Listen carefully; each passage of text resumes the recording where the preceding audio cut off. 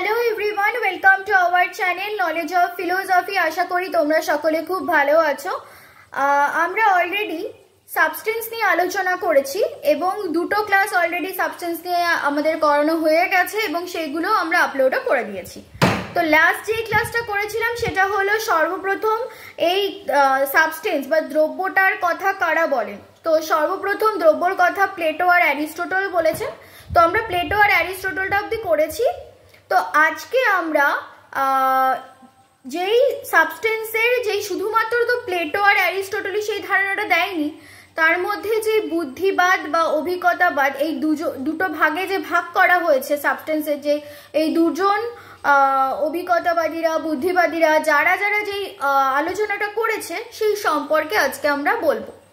তো প্রথমত বুদ্ধিবাদ সম্পর্কেই বলবো। তার আগে আমরা একটুখানি আরেকবার একটু জেনে নিই যে প্লেটোর যেই কথাটা বলতে চেয়েছে, প্লেটো দ্রব্য বলতে কি বোঝাতে চেয়েছে। প্লেটো দ্রব্য বলতে তার ধারণাকে বোঝাচ্ছে এবং প্লেটোর মতে যেই দুটো জগতের কথা বলা হয়েছে, একটা সামান্যের জগৎ আর একটা হচ্ছে বিশেষের জগৎ। তার মতে সামান্যের জগৎটা হচ্ছে ধারণার জগৎ, সেটা কিন্তু সত্য, আর বিশেষের যেই জগৎ সেটা হলো ইন্দ্রিয়গ্রাহ্য জগৎ, সেটা হচ্ছে সেই ধারণার একটা অনুলিপি। তাই অনুলিপি কখনো কিন্তু সত্য হতে পারে না, তাই সেটাকে তিনি সেইভাবে মানেননি। তিনি বলতে চেয়েছেন যে ধারণার বা সামান্যের জগৎ, সেই ধারণাটাই হচ্ছে মেন দ্রব্য। তিনি একমাত্র ধারণাকেই দ্রব্য হিসেবে স্বীকার করেছেন। আর অ্যারিস্টটল কি করেছেন? অ্যারিস্টটল যেটা বলতে চেয়েছেন যে তার মেটাফিজিক্স অ্যান্ড ক্যাটাগরিজে দ্রব্য নিয়ে আলোচনা করেছেন। যে প্লেটো যেটা বলছে যে ধারণা সামান্য জগতের কথা বলছেন, অ্যারিস্টটল কিন্তু সেই সামান্য জগতের কথা মানেননি। তিনি বিশেষ ও সামান্যের সম্মিলিত জগৎকে মেনেছেন। তিনি বিশেষ আর সামান্যের একটা সম্মিলিত জগৎকে মেনেছেন। তার মতে দ্রব্যকে যদি বলতে হয় তাহলে দ্রব্য তার মেটাফিজিক্সে 3 প্রকার দ্রব্যের কথা স্বীকার করেছেন। সেটা হলো ইন্দ্রিয়গ্রাহ্য ও অনিত্য দ্রব্য, যেটা কিনা উদ্ভিদ আর প্রাণীকে বোঝানো হচ্ছে, আর হচ্ছে ইন্দ্রিয়গ্রাহ্য ও নিত্য দ্রব্য, যেটা সূর্য চন্দ্র আমাদের পৃথিবীতে যা যা আছে। আর তারপরে হচ্ছে অতীন্দ্রিয় ও নিত্য দ্রব্য, যেটা কিনা ঈশ্বর আর আত্মাকে বোঝানো হচ্ছে। তাহলে অ্যারিস্টটল কিন্তু বিশেষ ও সামান্য সম্মিলিত জগতের কথা বলেছে, আর প্লেটো কিন্তু সামান্য জগৎটাকে উল্লেখ করছে। তার মধ্যে সামান্য জগৎটা একটা আলাদা জিনিস, বিশেষ জগৎটা একটা আলাদা জিনিস। তিনি দুটো জগৎকেই স্বীকার করছে, কিন্তু তাতে কি বলছে, তার কাছে সামান্যের জগৎটাই হচ্ছে সত্য, কারণ তার কাছে ধারণাই একমাত্র দ্রব্য। আর যেটা বিশেষ জগৎ সেটা যেহেতু ইন্দ্রিয়গ্রাহ্য জগৎ, সেই জন্য সেই জিনিসটা হচ্ছে একটা ধারণার অনুলিপি, তাই সেটা সত্য কখনো হতে পারে না। আর অ্যারিস্টটল যেটা বলতে চাইছে, অ্যারিস্টটল কিন্তু 3 প্রকার দ্রব্যের কথা বলছেন। তিনি ইন্দ্রিয়গ্রাহ্য অনিত্য দ্রব্যর কথাও বলেছেন, যেখানে উদ্ভিদ প্রাণী এগুলো বলছে। আর একটা ইন্দ্রিয়গ্রাহ্য নিত্য দ্রব্যর কথা বলছে, সূর্য চন্দ্র গ্রহ ইত্যাদি। আর একটা অতীন্দ্রিয় নিত্য দ্রব্য, যেটা ঈশ্বর আত্মা। অর্থাৎ তারা বিশেষ ও সামান্যের সম্মিলিত জগৎকেই অ্যারিস্টটল মেনেছেন। এইবার যে বিষয়বস্তুটা আমরা আলোচনা করব সেটা হলো যে প্লেটো অ্যারিস্টটল এই দুটোটা হয়েই গেল। তো আমাদের এবার জানতে হবে যে এই দ্রব্যটাকে তো শুধু প্লেটো আর অ্যারিস্টটল করেননি, আরো অনেকেই করেছেন। তো যেই সব দার্শনিকরা করেছেন তাদের দুটো ভাগে আমরা ভাগ করছি, একটা বুদ্ধিবাদী দার্শনিকরা আর হচ্ছে অভিজ্ঞতাবাদী দার্শনিকরা। তো বুদ্ধিবাদী দার্শনিকদের মতে যেটা বলতে চাইছি, বুদ্ধিবাদী দার্শনিকদের মধ্যে যারা আছেন তারা হলো ডেকার্ট, স্পিনোজা আর লাইবনিজ। এই 3 জনের যিনি দ্রব্য সম্পর্কে এই 3 জনাই আলোচনা করেছেন। এবং এই দ্রব্য সম্পর্কে বুদ্ধিবাদী দার্শনিকরা কিছু বক্তব্য দিয়েছেন। সেই বক্তব্যটা কি, দ্রব্য হলো গুণের আশ্রয়, দ্রব্য হলো অপরিবর্তনীয় সত্তা, দ্রব্যকে গুণের মাধ্যমে জানা যায়, দ্রব্য হলো স্বনির্ভর সত্তা, দ্রব্য হলো বস্তুর ক্রিয়ার উৎস, বুদ্ধির মাধ্যমে দ্রব্যকে উপলব্ধি করা যায়। তাহলে প্রথমটা যেটা বলছে, দ্রব্যটা হলো একটা কি গুণের আশ্রয়। কিনা বলছেন বুদ্ধিবাদী দার্শনিকরা দ্রব্যটাকে একটা গুণের আশ্রয় বলছেন, এবং বলছেন দ্রব্য একটা অপরিবর্তনীয় সত্তা, এবং বলছেন দ্রব্য গুণের মাধ্যমেই জানা যায়, এবং দ্রব্য হলো একটা স্বনির্ভর সত্তা, আর দ্রব্য হলো বস্তুর ক্রিয়ার উৎস। আর বুদ্ধির মাধ্যমে আমরা দ্রব্যকে উপলব্ধি করতে পারবো। অবশ্যই বুদ্ধিবাদী দার্শনিকরা যখন এখানে বলা হয়েছে তার মানে ওরা বুদ্ধির মাধ্যমেই দ্রব্যটাকে উপলব্ধি করবে।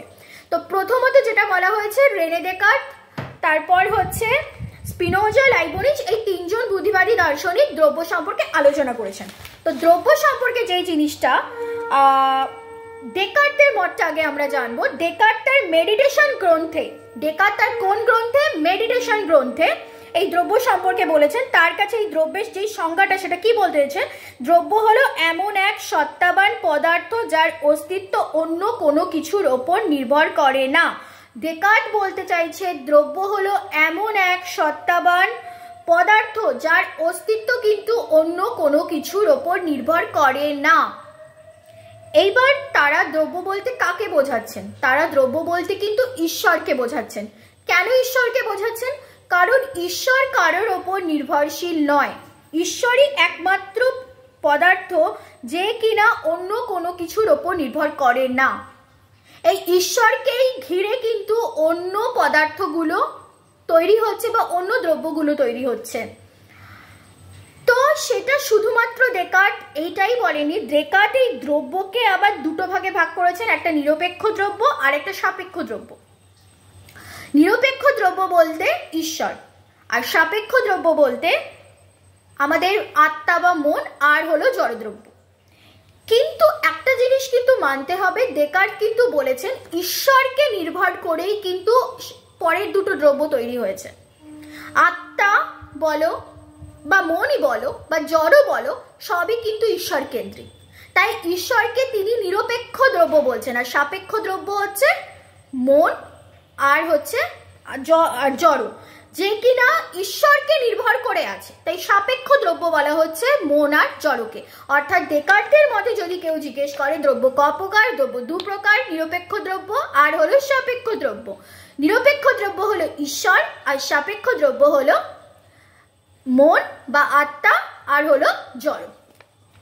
এইবার আমরা যেটা জানতে পারবো, ডেকার্ত যেটা বলতে চাইছে যা গুণের আধার তাই কিন্তু দ্রব্য, ঠিক আছে? এবং দ্রব্যই হলো কি গুণের আধার, যা গুণের আধার তাই কিন্তু দ্রব্য।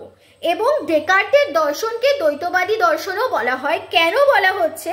কারণ মন আর জড় দ্রব্য এই দুটো কিন্তু পরস্পর বিপরীত ধর্মী। মন ও জড়দ্রব্যকে দুটি স্বতন্ত্র ও পরস্পর বিরোধী দ্রব্য বলার কারণেই ডেকার্তকে দ্বৈতবাদী দার্শনিক বলা হচ্ছে। ডেকার্তকে দ্বৈতবাদী দার্শনিক বলা হচ্ছে কারণ কিনা তার কাছে মন আর জড় এই দুটো কিন্তু পরস্পর বিপরীতধর্মী এবং এই দুটি স্বতন্ত্র পরস্পর বিরোধী দ্রব্য বলার কারণেই ডেকার্তকে বলা হয় দ্বৈতবাদী দর্শন। ডেকার্ত যেটা সাপেক্ষ দ্রব্য হিসেবে স্বীকার করছে মন আর জড়দ্রব্য, সেই দুটোই হচ্ছে বিপরীত ধর্মী, তাই দুটো পরস্পরের বিরোধী ধর্মী। তার জন্য ডেকার্তকে বলা হচ্ছে, যেহেতু তারা জড় আর মন দুটোকেই স্বীকার করছে, তাই ডেকার্ত হচ্ছে দ্বৈতবাদী দর্শনিক বা দ্বৈতবাদী দর্শন। ডেকার্তের দ্বৈতবাদী দর্শনিক বলা হয়। এবং এখানে একটা জিনিস বলা হয়েছে যে ডেকার্তকে ক্রিয়া প্রতিক্রিয়াবাদ বলা হচ্ছে, মানে ক্রিয়া প্রতিক্রিয়াবাদ নামে পরিচিত এই মানে ডেকার্তের এই মতবাদটা। কারণ পরস্পর বিপরীতধর্মী হওয়া সত্ত্বেও মন আর দেহ পরস্পরের ওপর ক্রিয়া প্রতিক্রিয়া করে। ডেকার্তের মতে আমাদের মস্তিষ্কে অবস্থিত পিনিয়াল গ্রন্থির মাধ্যমে এদের মধ্যে ক্রিয়া প্রতিক্রিয়া সংগঠিত হয় এবং ডেকার্তের দেহ মন সম্পর্কিত মতবাদ ক্রিয়া প্রতিক্রিয়াবাদ নামে পরিচিত। ডেকার্ত যে এই দেহ আর মন আর জড়র মধ্যে যেটা বলেছে, জড় বলতে আমরা যে কোনো বস্তুকে বুঝতে পারি, মানে দেহকে বোঝাতে পারি, তাই তো? তাই এই দেহ আর মনের কথা বলছে। তো সেই দেহ আর মন পরস্পরের একটা কি হচ্ছে ক্রিয়া প্রতিক্রিয়া সৃষ্টি করছে, তাই তার দর্শনকে ক্রিয়া প্রতিক্রিয়াবাদও বলা হয়। ডেকার্তের দেহ মন সম্পর্কিত যে মতবাদ সেটা হলো ক্রিয়া প্রতিক্রিয়াবাদ। ডেকার্তের দেহ ও মন সম্পর্কে যে মতবাদ সেটা হলো ক্রিয়া প্রতিক্রিয়াবাদ। এবং তিনি আরো বলেছেন যে দ্রব্যের প্রকৃতিগত গুণ ছাড়া কতগুলো গৌণ গুণ বা বৈশিষ্ট্য আছে। কি? এই দ্রব্য হলো প্রত্যংশ বা রূপান্তর বা বিকার নামে অভিহিত করা হয়েছে। যেমন এখানে আমরা কি বলতে পারি, ইচ্ছা, অনুভূতি, কামনা, বাসনা, এগুলো কিন্তু আত্মার একটা রূপান্তর। এগুলো হচ্ছে আত্মার একটা রূপান্তর, মানে এগুলোর মানে অবস্থান, গতি প্রভৃতি জড়দ্রব্যেরই রূপান্তর কিন্তু, ঠিক আছে। তাই ডেকার্ট রূপান্তর হিসেবে বলছে যে দ্রব্যের প্রকৃতি গুণ ছাড়াও কতগুলো গৌণ গুণ বা বৈশিষ্ট্য আছে, সেগুলো প্রত্যংশ বা রূপান্তর বা বিকার। তো মোট কথা যেটা জানতে পারলাম, তিনি ঈশ্বরকে নিরপেক্ষ দ্রব্য বলছে, কারণ ঈশ্বরের ওপর নির্ভর করে বাকি যেই দুটো দ্রব্য মন আর জড়, সেই জড়ও এই দুটো দ্রব্য কিন্তু নির্ভর করছে। এবং ডেকার্ট বলেছেন ঈশ্বরের ধারণা হলো সহজাত ধারণা, যেখানে আলোচনা করেছেন ডেকার্ট ঈশ্বরের ধারণা হলো সহজাত ধারণা, এবং এই অস্তিত্ব যখন প্রমাণ করতে যাবে তখন তাকে বিরোধী করে, মানে তার এই ঈশ্বরের ধারণাটাকে, যে সহজাত ধারণা, ঈশ্বরকে সহজাত ধারণা বলছে, এটাকে সমালোচনা করেছে কে? কান্ট আর রাসেল। এইটুকুনি তোমাদের জানলেই হবে। আর এমসিকিউর জন্য যেগুলো ভালো মতো আমি যেগুলো বলছি, ডেকার্ট কটা প্রকার দ্রব্য স্বীকার করছে, যে দু প্রকার দ্রব্য, কি কি? নিরপেক্ষ দ্রব্য, সাপেক্ষ দ্রব্য। নিরপেক্ষ দ্রব্য কি? ঈশ্বর। সাপেক্ষ দ্রব্য হচ্ছে জড় আর মন। এবং ঈশ্বরের ধারণাকে তিনি সহজাত ধারণা বলেছেন। এবার আমরা আলোচনা করব বুদ্ধিবাদী দার্শনিক স্পিনোজা কি বলছেন, দ্রব্য বলতে তিনি কি বোঝাচ্ছেন। তার মতে দ্রব্য বলতে আমি তাকেই বুঝি যা স্বনির্ভর ও স্ববেদ্য, অর্থাৎ অন্য কোনো কিছুর ধারণাকে বাদ দিয়ে যার ধারণা গঠন করা যায়, সেটাই হলো দ্রব্য। মানে হচ্ছে যেটা কিনা স্বনির্ভর স্ববোধগম্যতা, সেটাই হবে দ্রব্য। যার মধ্যে স্ববেদ্য মানে যেটা কিনা নিজের ওপর নির্ভরশীল। তাহলে স্পিনোজা একমাত্র ঈশ্বরকেই দ্রব্য হিসেবে স্বীকার করেছেন। তার মতে ঈশ্বর ছাড়া তিনি অন্য কোনো দ্রব্যকে কিন্তু স্বীকার করেনি। তাই তার দর্শনকে অদ্বৈতবাদী বা একত্ববাদী দর্শন বলা হয়।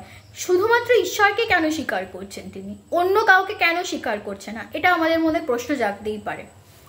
আর ইভেন কেন করছে না, দেখো এই কথাটা কিন্তু তিনি বলেছেন। তার মতে দ্রব্য বলতে কিন্তু স্ববেদ্য ও স্ববোধগম্যতা থাকতে হবে, যা কিনা স্বনির্ভর হবে। ঈশ্বর কিন্তু একমাত্রই নিজের ওপর নির্ভরশীল, অন্য কোনো কিছুর ওপর নির্ভরশীল না। ডেকার্টের যেটা বললাম, ডেকার্ট বলেছেন নিরপেক্ষ দ্রব্য সাপেক্ষ দ্রব্যর মধ্যে নিরপেক্ষ দ্রব্য বলতে ঈশ্বরকে বোঝাচ্ছে, সাপেক্ষ দ্রব্য বলতে আত্মা বা মন আর জড় দ্রব্যকে বোঝাচ্ছে। তো সেই ক্ষেত্রে কি হচ্ছে, যেটা নিরপেক্ষ দ্রব্য হিসেবে মাত্র ঈশ্বরকে কেন বোঝাচ্ছে, যে ঈশ্বর কোনো কিছুর ওপর নির্ভর নয়, ঈশ্বর কিন্তু সাপেক্ষ দ্রব্যকে পরিচালিত করছে, সাপেক্ষ দ্রব্যর মধ্যে মন আর জড়কে পরিচালিত করছে, ঈশ্বরকে কেউ কিন্তু পরিচালিত করতে পারছে না। তাই শুধুমাত্র স্পিনোজা এই ঈশ্বরটাকেই শুধুমাত্র মেনেছেন। যদি দেখতে যাই ডেকার্টের সাথে কোনো একটা লিঙ্ক, তাহলে দেখা যাবে যে এই নিরপেক্ষ দ্রব্য এই ঈশ্বরটাকেই মেনেছেন। তাই তিনি বলেছেন যে ঈশ্বর হলো যেই দ্রব্য হবে স্বনির্ভর স্ববোধগম্যতা বা স্ববেদ্য, তাই ঈশ্বর কিন্তু নিজের ওপর নির্ভরশীল, অন্য কোনো কিছুকে পরিচালিত করতে পারে না। তাই মাত্র স্পিনোজা এখানে নিরপেক্ষ দ্রব্য যে ঈশ্বরটাকেই মেনেছেন। এবং তিনি বলেছেন ঈশ্বরের দুটো গুণ আছে, একটা হলো বিস্তৃতি আর চেতনা। যেটা বলার আগে বলি, এই ঈশ্বরের দুটো গুণ বিস্তৃতি ও চেতনা বলার আগে বলি, স্পিনোজার দর্শনকে কিন্তু সর্বেশ্বরবাদ দর্শনও বলা হয়। এবং সর্বেশ্বরবাদ কেন বলা হচ্ছে, তার মতে জগতে যা কিছু সব কিছু যা পূর্ণ সত্তা আছে সেটাই হলো ঈশ্বর।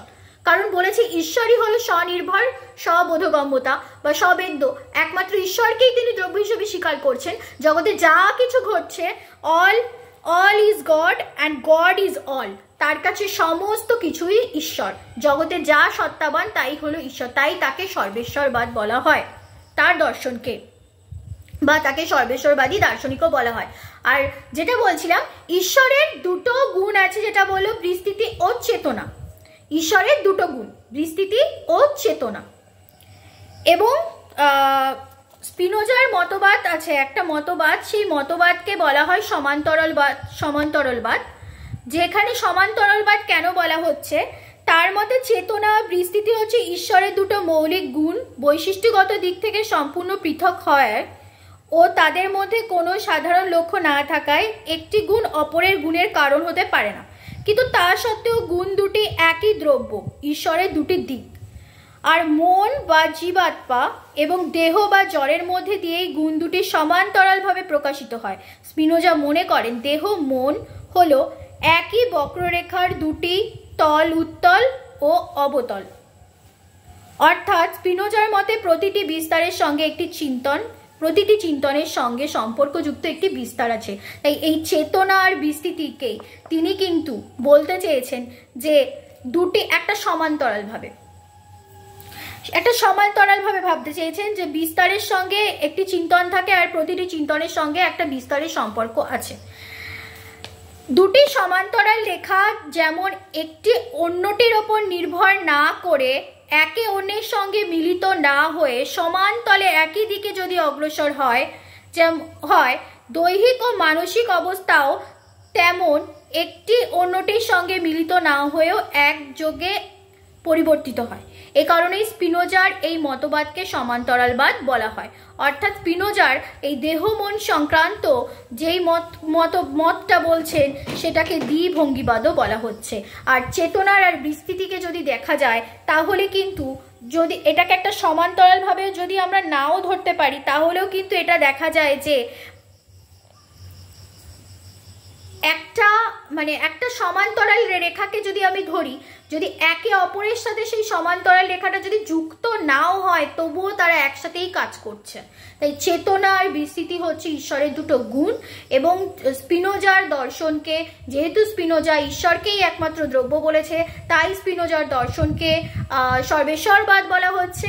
এবং স্পিনোজার দেহ মন সংক্রান্ত যেই মতবাদ সেটা হলো দ্বিভঙ্গিবাদ, এবং স্পিনোজা সমান্তরালবাদের কথাও বলেছেন। অর্থাৎ স্পিনোজা যেটা বোঝাতে চেয়েছেন, দ্রব্য ঈশ্বর ইজিক্যাল টু প্রকৃতি, অর্থাৎ দ্রব্য ঈশ্বর প্রকৃতি, এটাকে বোঝাতে চেয়েছেন। কারণ দ্রব্য ঈশ্বর ও প্রকৃতি অভিন্ন।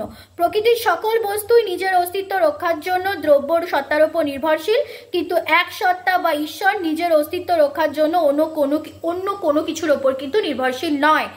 এখানে প্রকৃতি বলতে জগৎকে নয় বরং ঈশ্বরকে বোঝানো হয়েছে, কেননা প্রকৃতিতে যা কিছু আছে তা ঈশ্বরের মধ্যেই আছে, ঈশ্বরের বাইরে কোনো কিছু নেই। স্পিনোজার মতে দ্রব্যই বা ঈশ্বর দ্বারা সমগ্র বিশ্ব প্রকৃতিকে বুঝতে হবে। সুতরাং এটা আমরা বলতেই পারি substance is equal to god, god is equal to nature, মানে তিনটেই একই জিনিস। মানে গড এই নেচারটাকে, এই দ্রব্যটাকে পরিচালিত করছে। দ্রব্য বলতে ঈশ্বরকেই বোঝানো হচ্ছে। তাই এই গড আবার কি হচ্ছে, এই দ্রব্য, মানে এই দ্রব্য বলতে ঈশ্বরকে বোঝানো হচ্ছে, এই ঈশ্বরটাই আবার কিন্তু আমাদের নেচার বা জগৎটাকে পরিচালিত করছে। তাই বলা হচ্ছে substance is equal to god, god is equal to nature, অর্থাৎ দ্রব্য ইজ ইকুয়াল টু ঈশ্বর, ঈশ্বর ইজ ইকুয়াল টু প্রকৃতি। এবার যেটা বলবো সেটা হলো লাইবনিজ সম্পর্কে বলবো। বুদ্ধিবাদী দার্শনিক লাইবনিজ দ্রব্য বলতে কি বোঝাচ্ছেন। তার মতে ডেকার্তের দ্রব্যতত্ত্ব আর গ্রিক পরমাণুবাদের পরমাণু তত্ত্ব, এই দুটোর সমন্বয়ে তিনি চিৎ পরমাণু বা মনাড তৈরি করেছেন। এই মনাডই হলো দ্রব্য। দ্রব্য বলতে মনাডকে বোঝাচ্ছেন। তার মতে মনাড চার ভাগে ভাগ করা যায়। একটা হলো সুপ্ত মনাড, আত্মমনাড, আত্মসচেতন মনাড, এবং হচ্ছে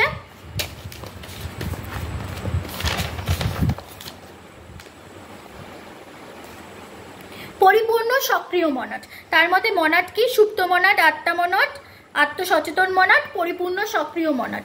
এবং তিনি বলতে চেয়েছেন মনাডই হলো সর্বশ্রেষ্ঠ মনাড হলো ঈশ্বর, এবং ঈশ্বরকে তিনি মেনেছেন। এবং তার মতবাদকে সর্বাত্মবাদও বলা হয়। কেন বলা হচ্ছে, কারণ লাইবনিজ অসংখ্য আত্মসক্রিয় চেতন সত্তার রূপ দ্রব্য বা মনাডকে স্বীকার করেছেন বলে তার মতবাদকে বহুত্ববাদে আখ্যা পেয়েছে। তার মতবাদ শুধু মনাদের কথাই আছে, এবং তার জড় বলে মনাদের অতিরিক্ত কোনো পৃথক সত্তাকে লাইবনিজ দ্রব্য বলে স্বীকার করেননি। তাই লাইবনিজের মতবাদকে সর্বাত্মবাদ মতবাদও বলা হয়, এবং লাইবনিজের মতবাদকে পূর্ব প্রতিষ্ঠিত শৃঙ্খলাবাদও বলা হয়। কেন বলা হয়, লাইবনিজের মতে ঈশ্বরই মনাদগুলো সৃষ্টি করেছেন। তিনি সৃষ্টির পূর্বে মনাদগুলোর মধ্যে একটি পূর্ব প্রতিষ্ঠিত শৃঙ্খলা স্থাপন করে দিয়েছেন। ঈশ্বর দ্বারা প্রাক প্রতিষ্ঠিত সংগতির ফলেই মনাদগুলি পরস্পর নিরপেক্ষ হলেও সুশৃঙ্খলভাবে নিজেদের কার্যে অতিবাহিত করে। এবং লাইবনিজের মতে সৃষ্টির আদিতেই জড় ও চেতন তথা সমগ্র বিশ্বের সংগতি রক্ষা করেছেন এই শিল্পী ঈশ্বর, যার কাজ ত্রুটিমুক্ত, এর কোনো অন্যথা হওয়ার উপায় নেই। তাই তার মতবাদকে পূর্ব প্রতিষ্ঠিত শৃঙ্খলাবাদও বলা হয়। তাহলে লাইবনিজের মতবাদকে আমরা পূর্ব প্রতিষ্ঠিত শৃঙ্খলাবাদ বলছি, কারণ ঈশ্বরই হলো এই মনাদগুলো সৃষ্টি করেছেন। সৃষ্টির পূর্বেই মনাদগুলোর মধ্যে একটা পূর্ব প্রতিষ্ঠিত শৃঙ্খলা স্থাপন করে গেছেন। তার মানে দ্রব্য বলতে বুদ্ধিবাদী দার্শনিকরা কিন্তু ঈশ্বরকে কিন্তু সমানভাবে স্বীকার করছেন। ডেকার্ট, স্পিনোজা, লাইবনিজ তিনজনাই কিন্তু স্বীকার করছেন। শুধুমাত্র ডেকার্ট দু প্রকার দ্রব্য স্বীকার করেছেন, সেটা হলো ঈশ্বর, নিরপেক্ষ দ্রব্য আর সাপেক্ষ দ্রব্য। নিরপেক্ষ দ্রব্য ঈশ্বর আর সাপেক্ষ দ্রব্য মন বা জড়। আর স্পিনোজা ঈশ্বরকে একমাত্র দ্রব্য হিসেবে স্বীকার করেছেন, আর লাইবনিজ মনাড গুলোকে স্বীকার করছেন। মনাড বলতে দ্রব্যকে বোঝাচ্ছেন, আর সেই সর্বশ্রেষ্ঠ মনাড হলো ঈশ্বর, মানে ঈশ্বরকেই তিনি স্বীকার করছেন। সো ক্লাসটি যদি তোমাদের ভালো লেগে থাকে অবশ্যই লাইক করো, শেয়ার করো, এবং আমাদের চ্যানেলে নতুন কোনো সদস্য থেকে থাকলে অবশ্যই চ্যানেলটিকে সাবস্ক্রাইব করো। এবং পরবর্তী ক্লাসে আমরা অভিজ্ঞতাবাদীদের নিয়ে আলোচনা করব। দ্রব্য সম্পর্কে অভিজ্ঞতাবাদীরা কি বলছেন সেই সম্পর্কে আমরা আলোচনা করব। ক্লাস সংক্রান্ত যদি কোনো সমস্যা থেকে থাকে অবশ্যই আমাদের কিন্তু কমেন্ট করে জানাবে। ক্লাসটা যদি ভালো লেগে থাকে অবশ্যই লাইক, শেয়ার অ্যান্ড সাবস্ক্রাইব করো। আজকে ক্লাসটা এইটুকুনি। Thank you so much.